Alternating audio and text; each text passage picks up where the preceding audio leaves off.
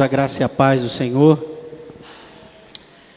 Nós vamos fazer uma leitura bíblica e eu quero convidar você para que você possa então abrir a sua Bíblia e acompanhar comigo esse texto, onde nós basearemos então a nossa meditação.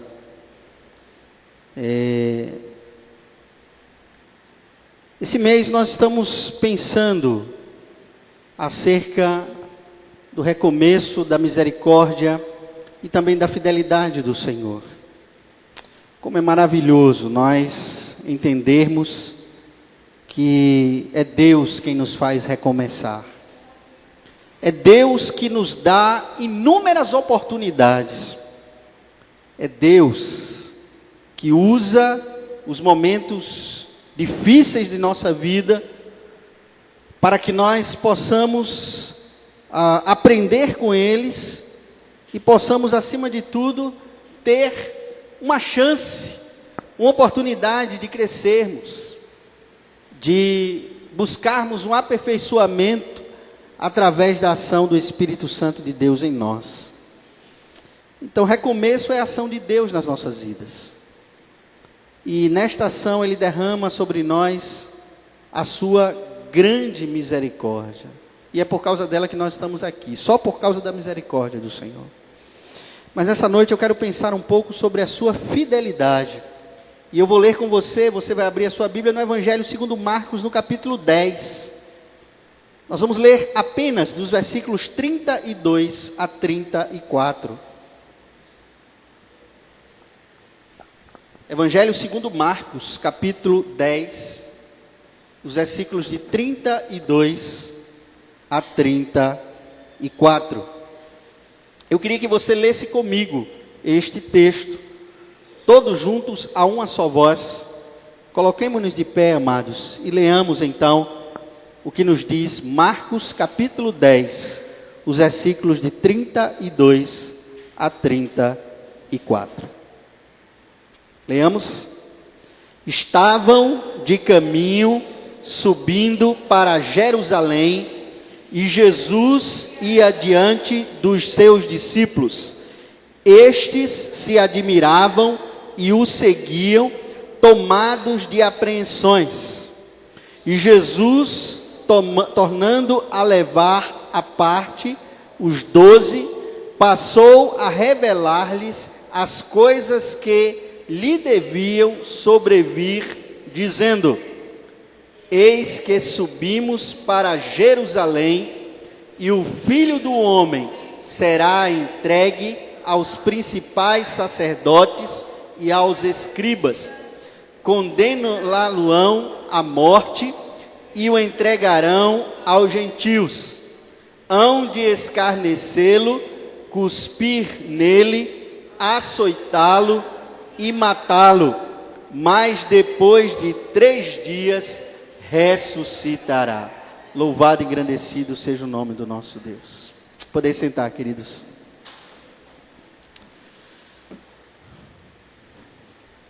Meus irmãos, há duas coisas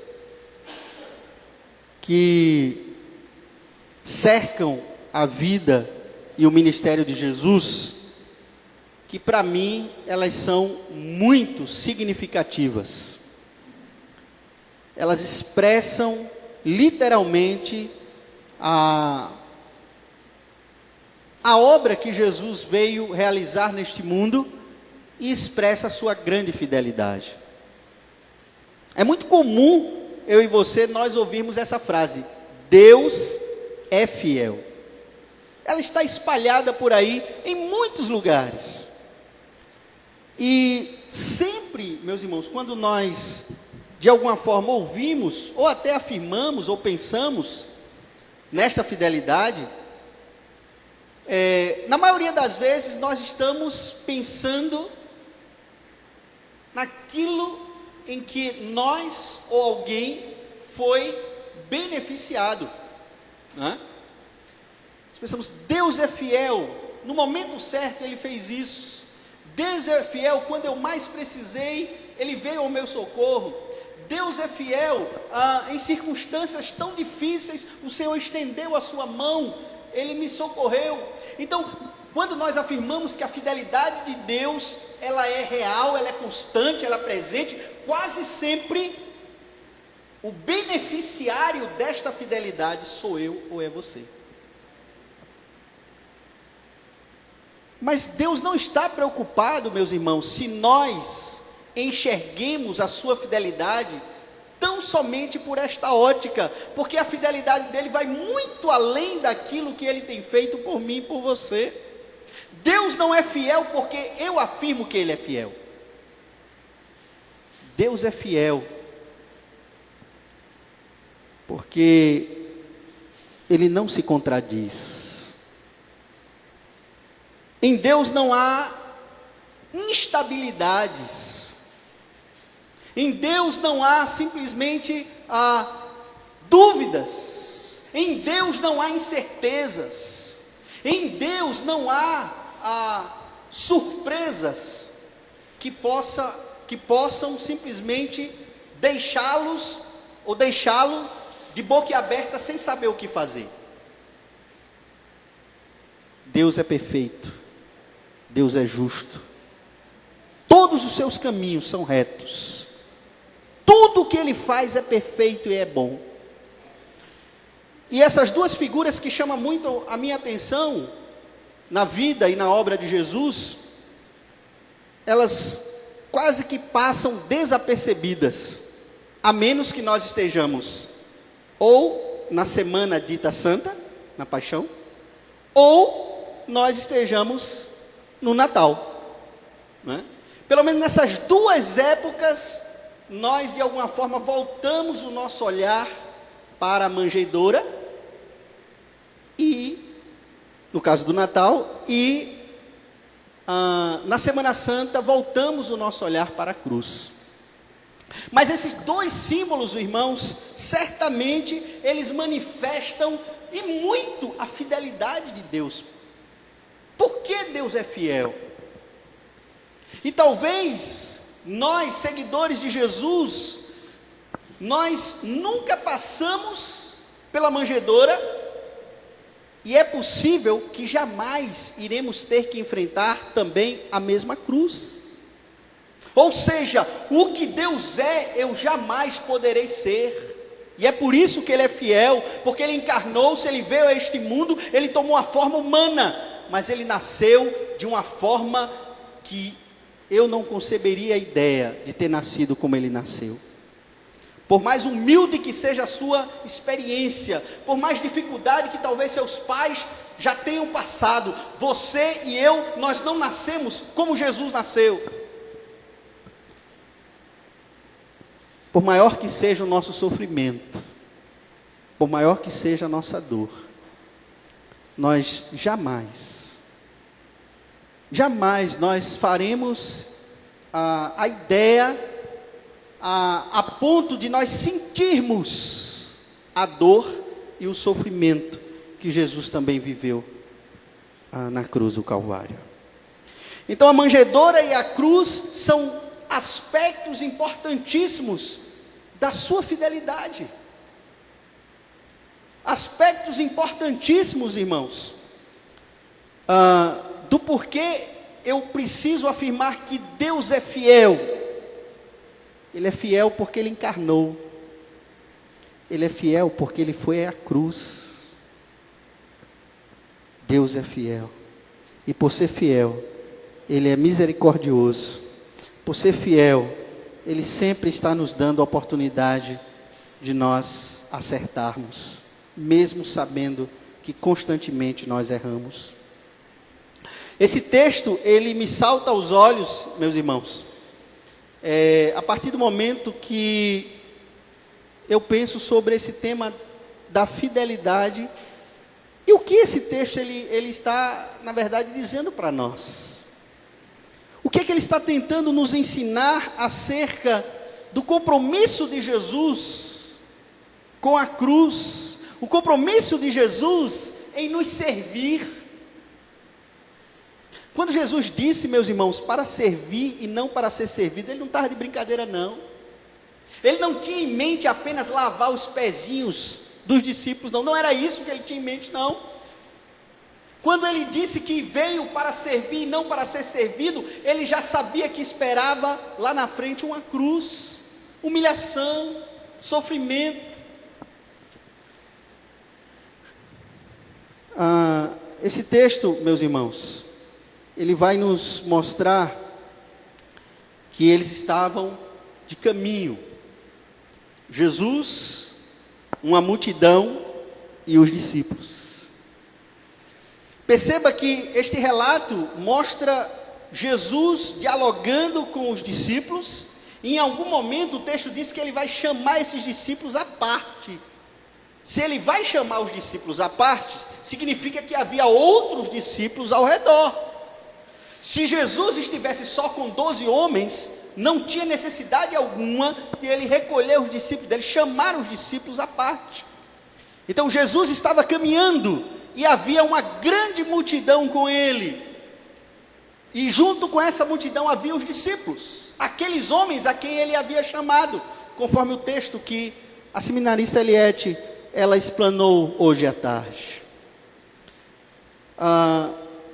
2 vezes, irmãos, nesse texto que nós lemos, aparece o verbo subir.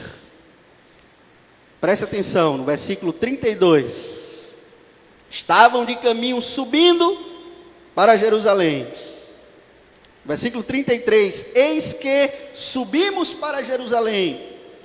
E essa é uma expressão interessante, para que nós também entendamos que este subir diz respeito exatamente à topografia da cidade. Jerusalém situa-se a cerca de 800 metros acima do nível do mar. Então, de fato, era uma subida. E constantemente essa expressão ela é repetida, né? Constantemente, quando se falava em Jerusalém, a ênfase era geralmente uma subida. Então era um local que estava alto em relação ao nível do mar.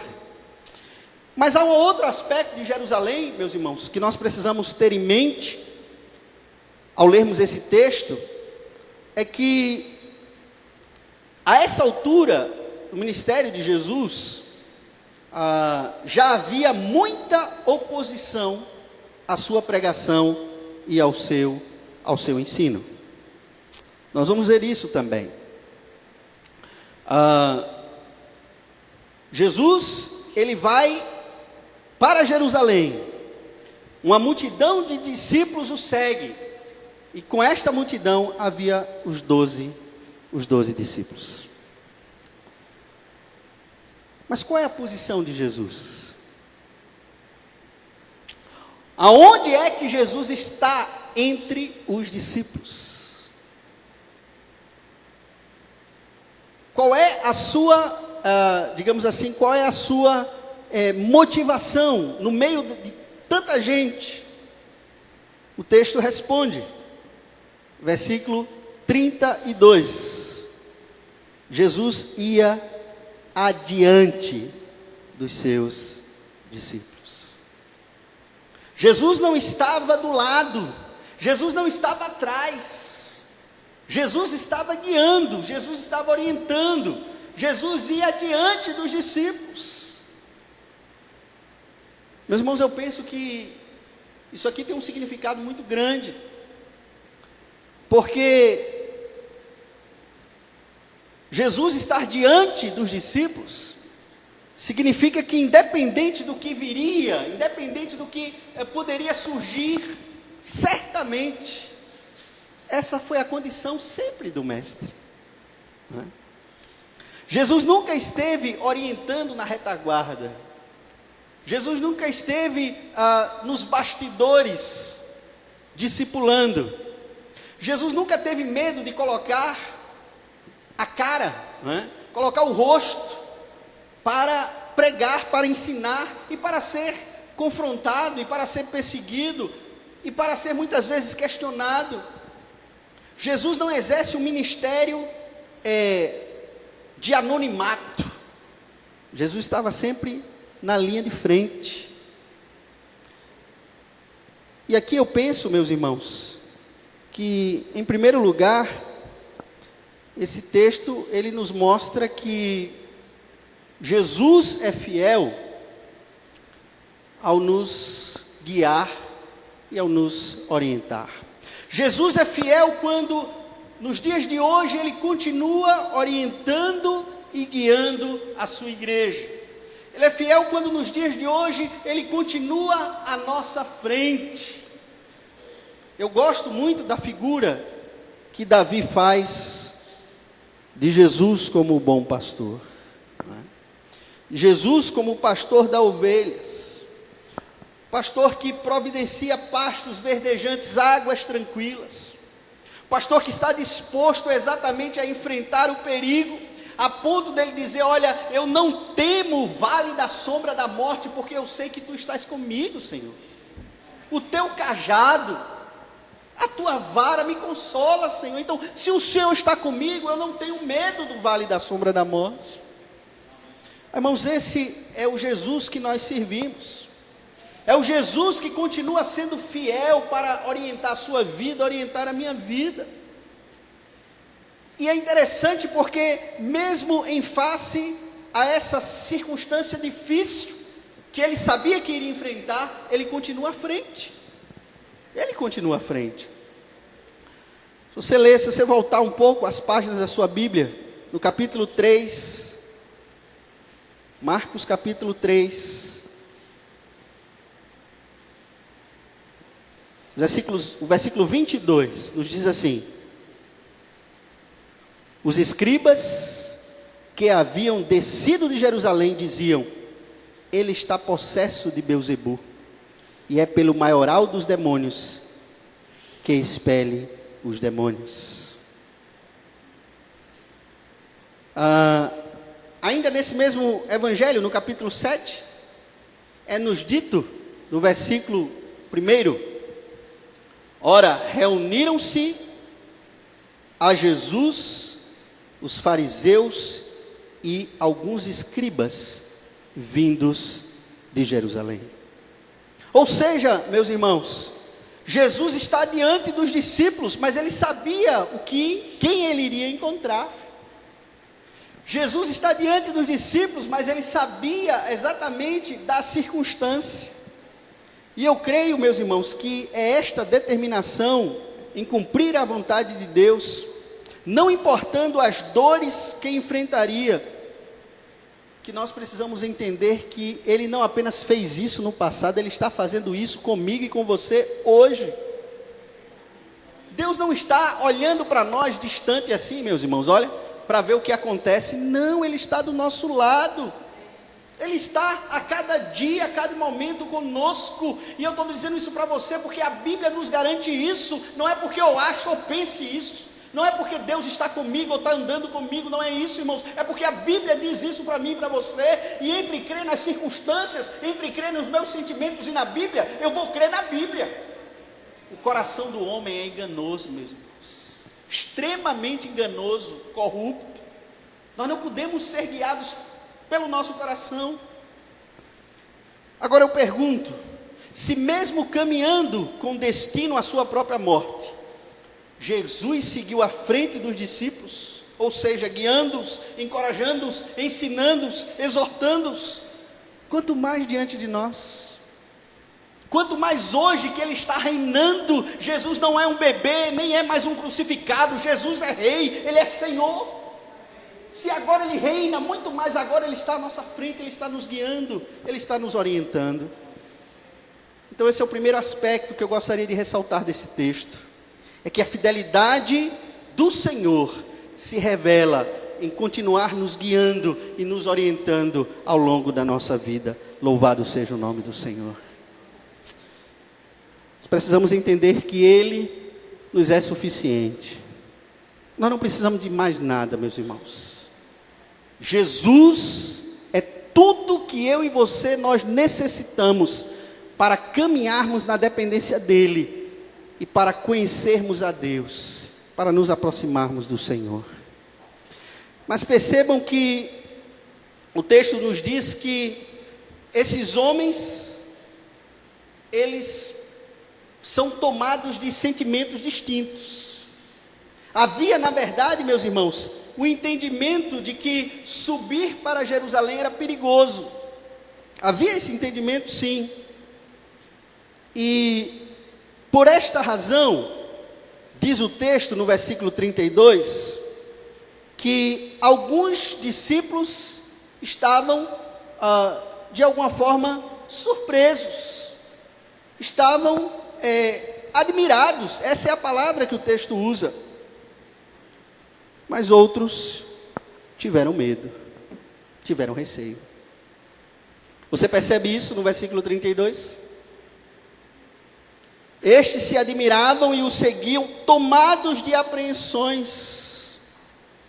Tomados de apreensões. E aqui eu penso, meus irmãos, que esses dois sentimentos, admiração e medo, ele nos acompanha. Parece que, de alguma forma, eles fazem parte da nossa experiência com Cristo hoje. Porque às vezes a fidelidade do Senhor, ela é tão grande, ela é tão presente, ela é tão precisa, que nós nos surpreendemos ainda, que nós simplesmente ficamos extasiados, que nós ficamos maravilhados. Mas quantas e quantas vezes nós temos experiências que nos levam a sentir medo, que nos levam a sentir o coração apertado, que nos leva a temer o que nós não enxergamos, que nos leva de alguma forma a sentir receio daquilo que poderá vir.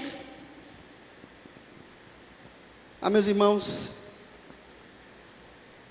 certamente esses discípulos, eles estão admirados porque havia coragem suficiente para Jesus retornar a Jerusalém, mesmo sabendo o que iria acontecer. A coragem que nós necessitamos, ela vem do Senhor, que não temeu seguir e enfrentar o seu sofrimento, o seu martírio. E quando eu penso nisso, meus irmãos, eu penso que, ao mesmo tempo que esses discípulos se admiram em Jesus, continuar firme aquela caminhada, ao mesmo tempo que esses discípulos, eles são impactados por tamanha decisão e determinação, eles simplesmente alimentam no pensamento, se porventura essa morte só seria de Jesus. Aquele sentimento que bateu no coração de Pedro: olha, você é um deles. Não, eu não. Rapaz, você andava com ele, rapaz. Eu? Não, você está maluco. Eu nunca vi esse cara. Rapaz, a maneira que você fala denuncia que você é um deles. De maneira nenhuma. Eu nunca vi esse homem, nunca andei com esse homem. Irmãos, essa reação é a reação de alguém que está com medo. Não é pura, simples maldade nem incredulidade. É o medo tomando conta do sentimento, da emoção e da fé. E muitas vezes o medo atrapalha sim o exercício da nossa fé, porque nós começamos a colocar às vezes a nossa confiança naquilo que está acontecendo, ou aquilo que está diante dos nossos olhos, e nós começamos a temer, porque o que está diante dos nossos olhos não é coisa boa. Esses homens, eles se admiravam, mas eles estavam apreensivos. Na verdade, irmãos, o texto aqui fala de assombro, de espanto, de terror, né? Eles estavam se sentindo incomodados com aquela caminhada. É como se houvesse um pressentimento de que algo ruim poderia acontecer com eles também, por estarem ao lado de Jesus. E aí eu fico pensando, queridos, que quando nós enfrentamos sofrimento, dor, é maravilhoso, é simplesmente encorajador nós sabermos que o Senhor que vai à nossa frente, Ele continuará nos animando, continuará nos fortalecendo. Às vezes nós achamos que é a nós quem o Senhor quer visitar. É a nós que o Senhor quer restaurar.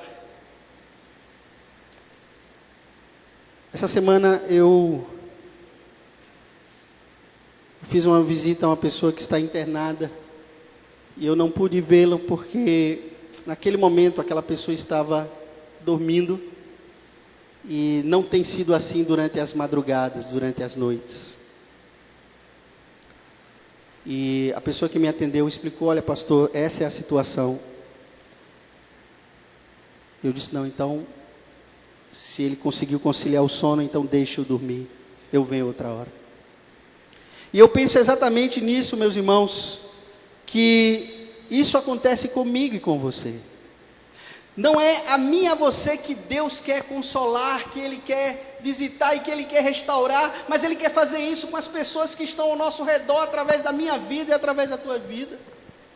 Deus não me consola, não me restaura, não consola você e não restaura você, simplesmente por causa de mim e de você, mas com a mesma consolação, com o mesmo amor, com o mesmo cuidado que Deus tem dispensado a nós. Ele deseja que sejamos instrumento em suas mãos para que outros também sejam alcançados. Outros sejam alcançados. Então eu penso que, diante dessa circunstância, Jesus não estava preocupado com o que ele iria encontrar, com o que ele iria passar. Irmãos, isso fala de fidelidade diante de riscos, diante de provações, diante de lutas, diante de incertezas. Ou seja, Jesus é fiel não apenas em nos orientar e nos guiar, mas Jesus é fiel também, meus irmãos, porque diante dos riscos, Ele também está conosco. Ele não está distante. Ele não nos chamou para nós vivermos 24 horas em segurança. Não.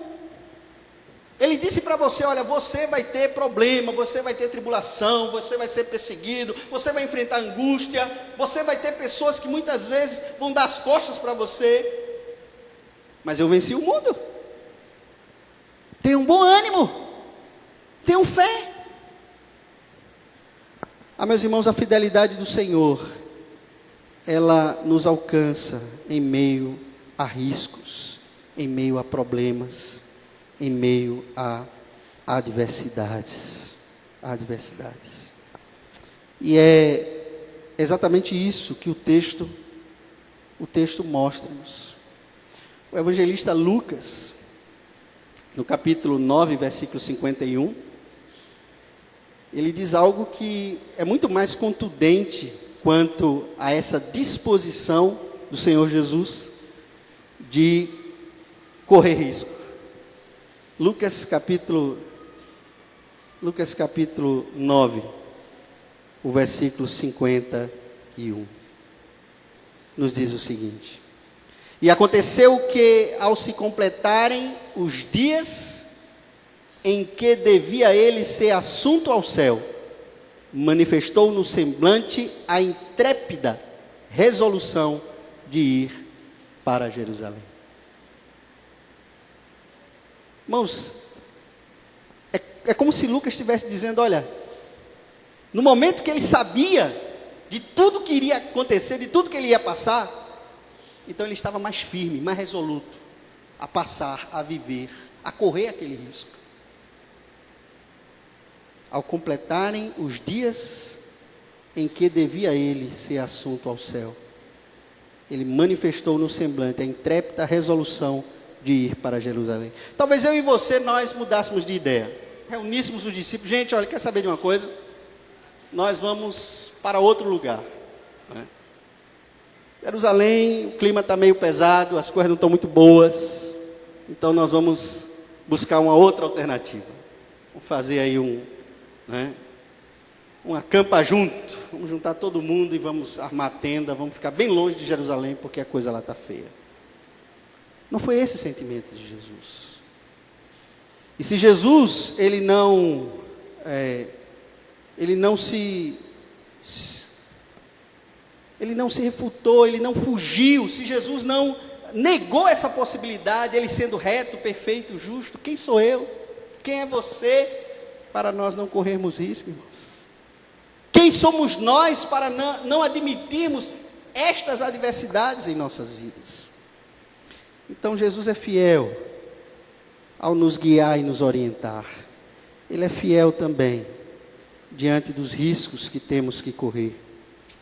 E em terceiro e último lugar, irmãos, há algo que eu acho muito importante nesse texto.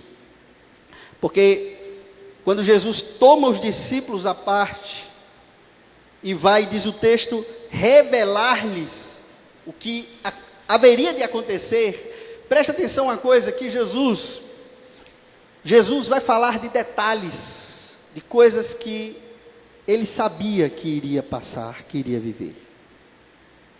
Ele diz, olha, nós vamos subir para Jerusalém, e eu serei entregue lá. Sacerdotes, escribas, eles irão me prender, eles irão me condenar, eu serei entregue aos gentios, os gentios haverão de escarnecer-me, eles vão me cuspir no rosto, eles vão me açoitar, eles vão me matar. Irmãos, Jesus fala tudo isso para os discípulos, e no final ele diz, mas ao terceiro dia eu ressuscitarei. Louvado seja o nome do Senhor. Ao terceiro dia eu ressuscitarei. Jesus não fala apenas do sofrimento, não fala apenas da angústia, não fala apenas da dor, ele fala do triunfo, ele fala da glória, ele fala da vitória.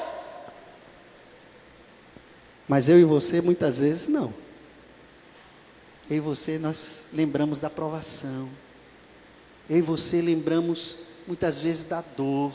Eu e você lembramos da escassez. Eu e você lembramos exatamente do momento difícil. Porque o que Deus fez há 15 anos atrás, pastor, isso é passado. Quem vive de passado é museu, essa bênção envelheceu. O que Deus fez o mês passado, também já passou, pastor. Mês passado ainda era 2014, 2013, eu já estou em 2014, já passou. Irmãos, nós aposentamos bênçãos. Nós muitas vezes temos algumas ações de Deus na nossa vida como algo que não tem valor nenhum para hoje, porque hoje a minha necessidade é outra. E sabe qual é a nossa maior necessidade, meus irmãos? A necessidade de sermos gratos ao Senhor pela fidelidade dEle. Porque Deus, Ele é fiel. Ele é fiel de uma forma que eu simplesmente não mereço sequer citar a fidelidade dEle. Quanto mais enumerá-la. Quanto mais enumerá-la. E eu fico pensando, meus irmãos, que por que Jesus está fazendo isso? Porque Jesus tem a preocupação de orientar, porque Jesus tem a preocupação de dizer a estes discípulos o que ia acontecer com ele.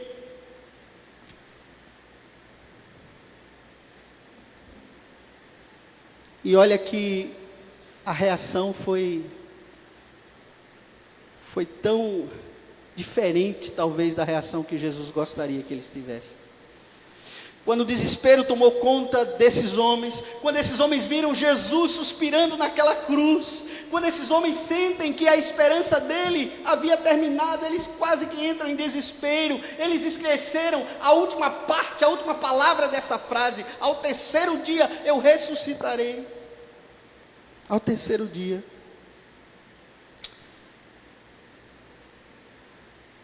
Há um momento semelhante a este, onde os discípulos estavam muito tristes, cabisbaixos, desanimados. E a razão, o motivo era porque Jesus tinha morrido. Esse é o relato lá do Evangelho de Lucas, capítulo 24. Eu quero encerrar lendo esse texto junto com você. Lucas, capítulo 24, a partir do versículo 25 em diante. Lucas 24. A partir do versículo 25, nos diz assim, a palavra do nosso Deus: Então lhes disse Jesus: ó nécios e tardos de coração, para crer tudo o que os profetas disseram. Porventura não convinha que o Cristo padecesse e entrasse na sua glória? E começando por Moisés, discorrendo por todos os profetas, expunha-lhe o que a seu respeito constava em todas as Escrituras. Irmãos, Jesus responde mostrando o que está escrito. Essa é a resposta de Jesus para mim e para você. Jesus responde a cada um de nós através da sua palavra, através das Escrituras. Ou seja, a sua fidelidade revela-se, irmãos, expressa-se exatamente quando ele se mostra. Quando ele fala conosco através da Bíblia, quando ele simplesmente responde aos nossos questionamentos, quando ele vem como um bálsamo diante das nossas crises, diante das nossas lutas. Isso é fidelidade do Senhor.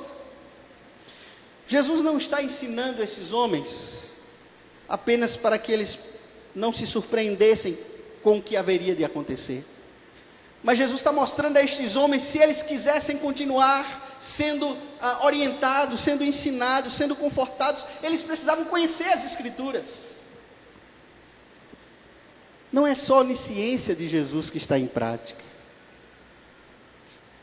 Nós estamos estudando aqui o tabernáculo, irmãos, e nós vemos que cada detalhe do tabernáculo aponta para Cristo. Então a revelação de Jesus não se dá com o seu nascimento, não. A revelação de Jesus se dá de Gênesis a Apocalipse. E é por isso que nós precisamos conhecer essa palavra, estudar essa palavra e nos apegar tão somente a ela. Nos apegar a esta palavra. Então, queridos, a fidelidade do Senhor Jesus, ela se manifesta em nos guiar, em nos orientar, a estar diante de nós, não do nosso lado, não na retaguarda, não distante, mas diante de nós. A fidelidade do Senhor se manifesta mesmo quando há riscos, mesmo quando há problemas. Muitas vezes o Senhor permite que nós estejamos exatamente lá no deserto, mas Ele está do nosso lado. Finalmente a fidelidade dele se manifesta quando Ele se revela a nós por meio das Escrituras. Como é tão importante nós pensarmos no que nós estamos lendo. Essa releitura, irmãos, do livro de Gênesis, o livro de Êxodo, precisa não apenas nos fazer cumprir uma tabela ou um programa, mas precisa entrar no nosso coração para que nós enxerguemos um Deus que não é apenas o Deus santo, mas é o Deus pessoal, é o Deus de Antônio, de Maria, de José, de Pedro, de Antônio, é um Deus que conhece cada um de nós, com as nossas virtudes e também com os nossos pecados, e mesmo assim Ele continua nos amando. Que essa fidelidade, meus irmãos, ela continue nos alcançando por toda a nossa vida e nas gerações vindouras também. Pai, nós queremos louvar o Teu nome, Senhor, porque muitas vezes nós não imaginamos que aquilo que está acontecendo em nossas vidas, muitas vezes é prova, Senhor, é cumprimento da fidelidade do Senhor aos nossos antepassados. Tua palavra nos diz que o Senhor alcança até 1000 gerações daqueles que te temem, Senhor.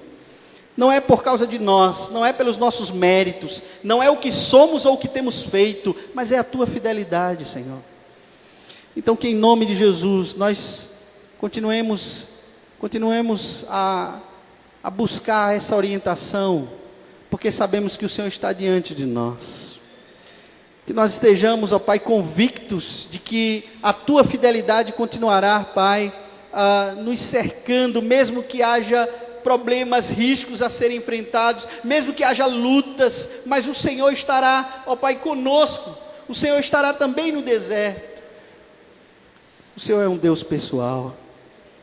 Pai, que em nome de Jesus, ó Pai, nós possamos ler essa palavra, Pai, e que nós possamos beber desta fidelidade. Ó Senhor, que nós possamos nos lembrar da manjedoura e da cruz, Senhor, mas que não nos saia da mente e do coração a grande vitória do Senhor ao terceiro dia, porque o Senhor venceu a morte, o Senhor ressuscitou, e essa é a nossa esperança, Pai, que um dia nós também haveremos de ressuscitar com o Senhor, e por isso nós não tememos o hoje, Pai. Ó Senhor, alimenta a Tua igreja, Senhor, alimenta cada um de nós, cada família, Senhor, que a Tua graça e o Teu cuidado, Pai, continue sendo revelado e continue sendo, ó Pai, com muita gratidão em nossos corações expressos, Senhor. Muito obrigado, Senhor. Nós oramos assim em nome de Jesus. Amém, Senhor.